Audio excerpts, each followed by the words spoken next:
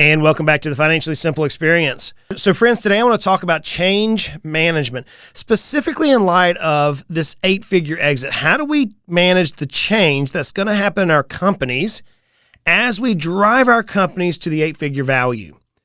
That's what I want to dive in today. And this is a very hard conversation because we as business owners realize that what got us here isn't going to get us there. We've said that many times. We know that to be the case. You know, one of the things I love watching is business and sports and how they kind of work together. And whether you're looking and dissecting the results of a key business move or the results of a sports franchise, inevitably you know that whenever one of these teams or one of these businesses reach a stellar mark, whether they won a championship, etc., that something in its past, there was a monumental change which affected the outcome. I'm a Georgia Bulldog. I love my Georgia Bulldogs. I can remember watching Herschel Walker back in the 80s as my dad took me along to the Georgia Bulldogs game. And as of late, my Bulldogs have been dominant. Why? Because a change was made in the past in order to affect the outcome of where we're at. It was coaching change. It was methodologies. It was various changes.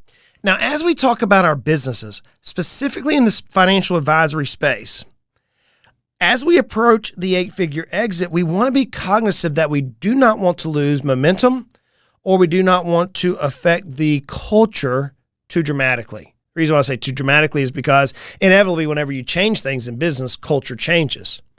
But for the financial advisor out there, there could be many types of transitions that happens, many types of changes that need to happen in order to experience the 8-figure exit. Maybe there's a custodian change.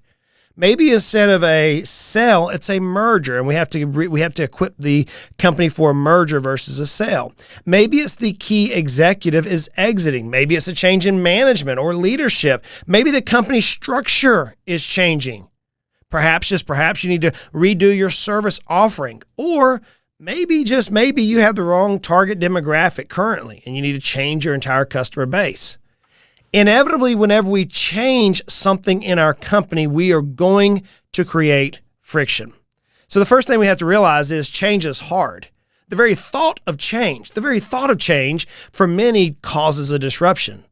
Let me ask you, as an owner, have you gone and had an idea, something that you know can help the company, and you just speak it, and immediately the team begins to buzz, the team begins to worry, the team begins to contemplate, there's emotions involved, there's stress that wasn't there before you made the statement. So the very thought of change causes disruption. Does that mean that we shouldn't change? No. In order to affect the future, we must disrupt the present.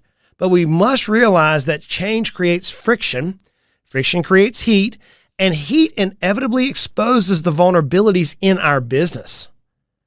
Now, with that being said, there's some statistics according to the Harvard Business Review. 47% of organizations that integrate change management are more likely to meet their objectives than organizations that do not incorporate it. Now, when we talk about change management, it embodies many different conversations, many different methodologies. I have behind me in my bookshelf, I have probably a dozen books on change management. How do you change mindset? How do you change structures? How do you change workflows? There's so many specific books around how you can implement change management. But nonetheless, change management is needed. Let's give you an example.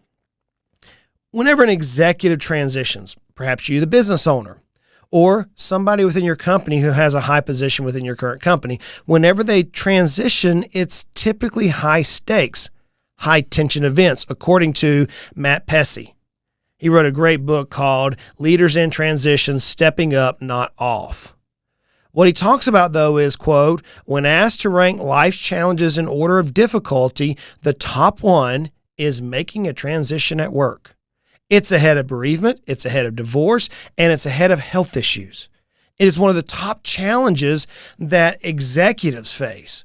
And you, the business owner, are an executive in your own right. And maybe within your company, you have a core group of team members and they are executives in your current small business. And as you're talking through, hey, we're going to have an 8-figure exit, we're trying to grow the company for 8 figures for an exit, it is going to bring about a significant amount of disruption emotionally and perhaps physical disruption within your business.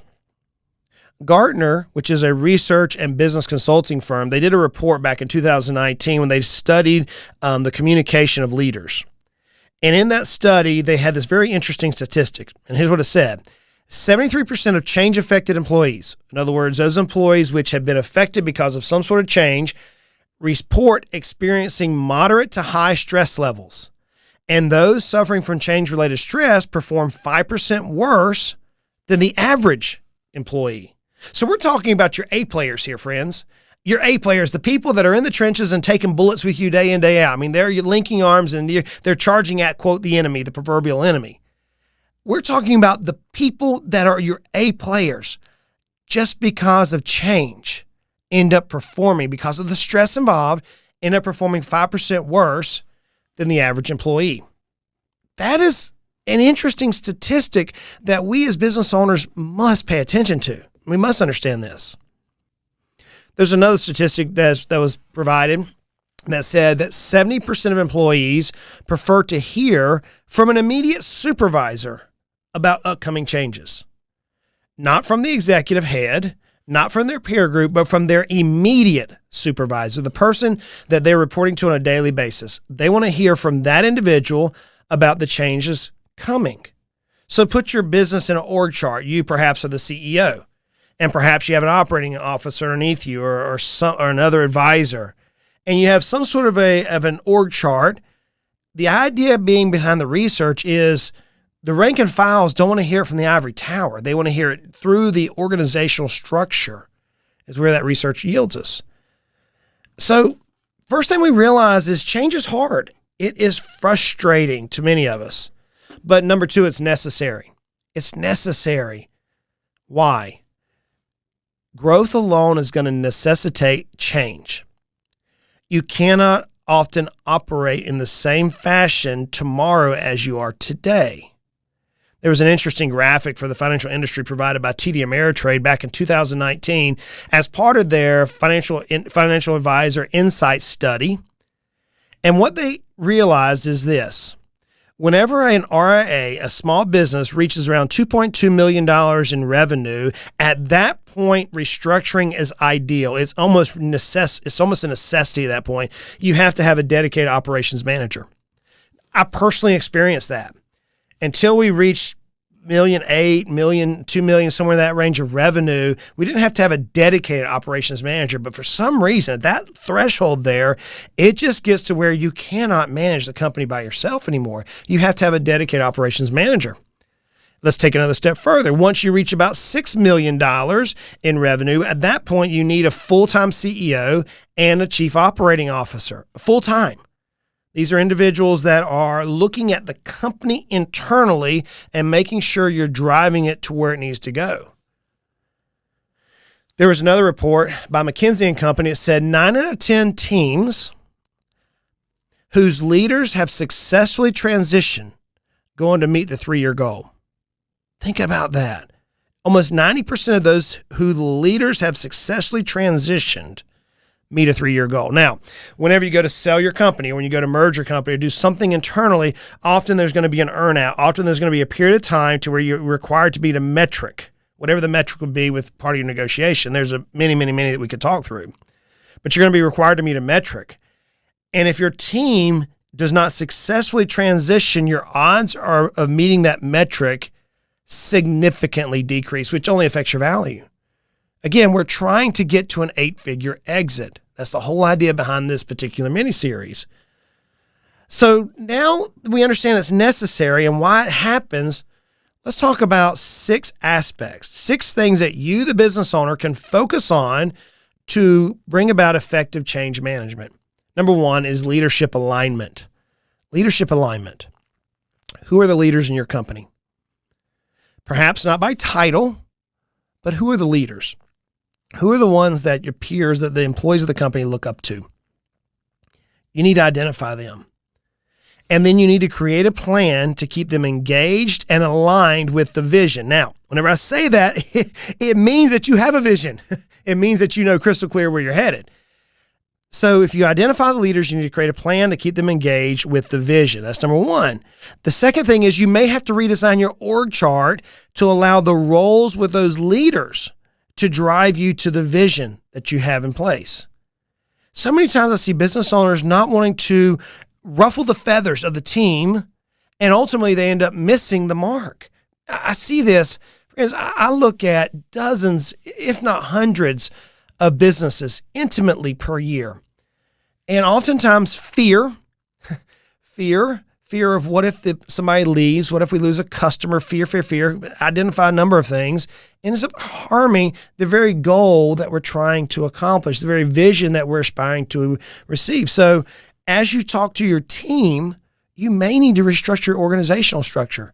You may need to redo some things on the org chart in order to bring your team about. And here's the key: pair them with the buyer's perspective. What is it that the buyer wants to see?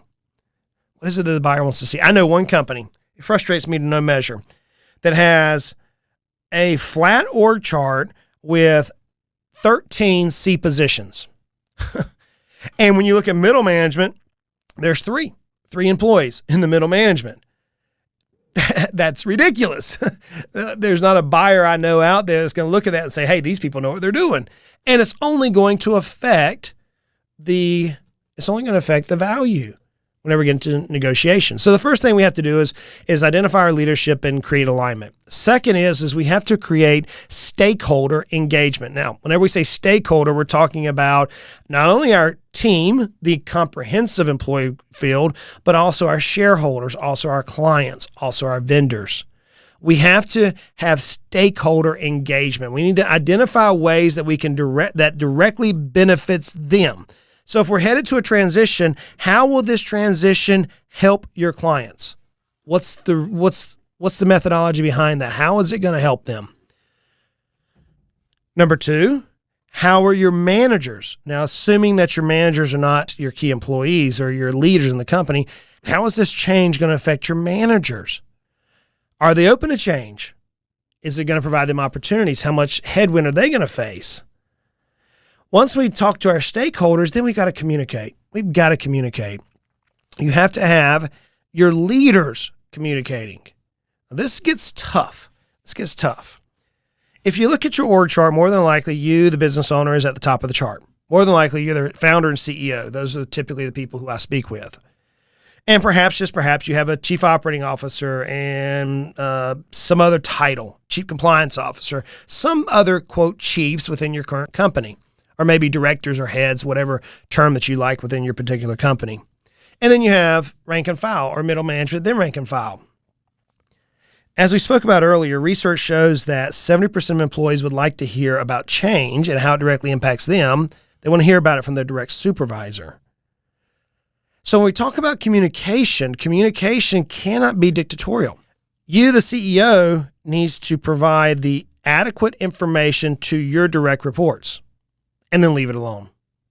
And the direct reports need to provide information to their direct reports and leave it alone, and so forth, so on. And in doing so, what it creates is a two-way street to where questions that the ivory tower of leadership never thought about ends up bubbling up so you can address those through the proper communication channel. There's nothing that infuriates me more than to have a CEO dictating to, I'm just going to use the term rank and file, and totally subverting all the management that's been set up through the organizational chart. It just infuriates me whenever I try to help business owners try to reach their value. So we've got to communicate properly. And then we have to look at impact and readiness of change. Impact and readiness. So as you build your plan on where you're at, where you need to be, now you're going to start prioritizing the actions that need to take place and the problems which are going to arise and how you're going to mitigate the problems. It's the business plan. You've got to create an impact and readiness scenario because there are going to be things that pop up that you or your leadership team are not going to anticipate. And we need to have a strategy in place on who is going to have the authority to solve the problem. Who is going to have the authority without having to micromanage, without having to get a bunch of people together so you can create a decision by consensus, which only drags down companies. You're trying to get you to the point where you can make sure your team is equipped to solve the problems that come up. The way I describe problems in businesses is kind of like that arcade game Whack-A-Mole. If you've ever gone to a fair, county fair, an arcade, there's this game that you use like a mallet, a cushioned mallet, and these little, fiberglass moles, a little animal pops up out of the hole, and you got to whack them on the head to get them down before they go back down. That's how problems work. You, the CEO, you, the business owner, don't want to be whacking all the moles. That you want to have your team equipped and have them to have the authority and trust their decisions. Now, in order to do that, number 5, you're going to have training in place. You, the business owner, have to make sure that your direct reports are trained on how to make good decisions and have the full scope of context for them to make the decision, and so forth, so on. That's got to be delineated down through the company. So you can work on a training system from the top down. And then, as I mentioned earlier, organizational structure drives everything. I got a confession here as we move forward in this particular series. Whenever I first came in the world of business advisory, decade ago almost, I heard so many people talk about organizational structure, org charts, and I got sick of it. In fact, if you go back and listen to previous episodes, you're going to hear me on a soapbox talking about why it drives me crazy. But friends, as I've watched this last 2 years, organizational structure is everything. It's what creates efficiency. And whenever you break the structure, whenever you break organizational structure, you create inefficiency. You, the business owner. And typically, the number one culprit for organizational breaking is the CEO. Typically is. Why? Because oftentimes they have a greater field of view and they can solve the problem, or so they think. But the CEO is often the one who causes more problems on organizational structure than anything else. So now we talk through change management. We know we need to go in and get leadership alignment. We know we need to create a stakeholder engagement. We know we need to communicate properly through the proper channels. We need to have an impact and readiness plan in place in order to deal with the problems that come up. We have to have training and we have to have organizational design in order to prepare us for this 8-figure exit. So what do? How do we implement this? As the owner and perhaps the main spokesperson of the company, how you handle change management matters. There is no one in the company that can demotivate your 8 players more than the CEO. No one. As long as the players know the CEO has their back, the key leaders of the company, as long as they know the CEO has their back, the CEO has given crystal clear expectations that they can run on. As long as they know that, your leaders will charge through hell with a water pistol, so to speak. How you handle change management implementation, friends, it matters. So let me give you some from the trenches advice. Speak to your leaders frequently. Speak about where you're headed frequently. Speak about the successes that you see frequently. There's a business consulting firm called the Gilmartin Group, and they offer several different tips for successful communication during a transition. Here are the tips they have. Number 1, gather your executive management team together frequently. That's what we just said. How frequent? That depends on the velocity of your company. I would typically say no less than every 2 weeks. But you, the CEO, have to have a communication plan. I've been on calls as of late where the meeting's there and the CEO is ill prepared. The CEO just says, okay, what are we going to talk about? That's not leading. That's not leading a company. You have to have a communication plan in place. As you're approaching this 8-figure exit, you should be communicating to your team what is at their level relating to sensitive type information and what needs to be disseminated down to the rest of the team. That's the communication plan. The other thing you're going to do is you're going to have your marketing team draft a press release. What's the reason for the upcoming transition? What are the regulatory requirements? How is this new buyer or whatever going to impact your current stakeholders? There has to be some communication internally and externally. More than likely, you're going to hold a town hall meeting on a regular basis. Typically a quarterly basis works well for all of your employees to hear, here's where we're at, here's where we're headed, here's where we're at, here's where we're headed, here's the progress we made this last quarter. That's how the town hall meeting should be handled if you're driving toward a specific destination. People want to know where they're at in the journey, not just a meeting for the sake of having a meeting. They want to know, hey, here's where we're at, here's where we're going. And then you engage your shareholders proactively as you reach that ultimate consummation of the deal. Your stakeholders, your shareholders are more than likely going to have to sign a document saying that they're moving forward. So you've got to engage them proactively, which means that you, the CEO, are going to be talking to your top investors. You're going to be covering the analysis that you went through. You're going to be covering the strategic partners and how this particular move is going to impact not only them as the stakeholders, but everybody within the company. Friends, the reality is this: managing change is tough. Managing change is tough, but is imperative if you're going to reach your goals. The question becomes do you truly want an 8-figure exit? Do you want that? It's not easy. It's stinking hard if you don't know the truth.